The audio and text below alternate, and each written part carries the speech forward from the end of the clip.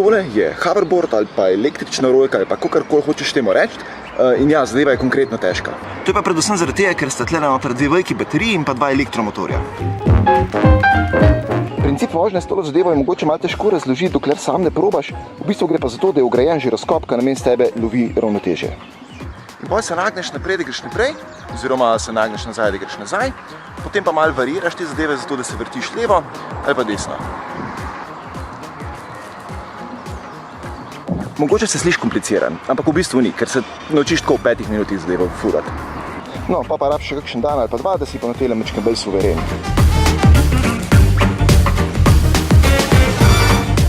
Ima pa hoverboard tudi svoje težave. Predvsem tole, pa tole, pa tole.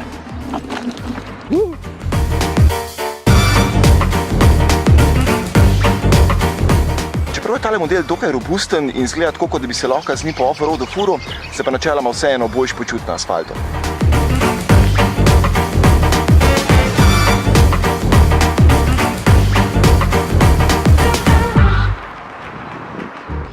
V glavnem, ta zadeva je čisto zabavna, pa še Bluetooth zvočnik ima vgrajen.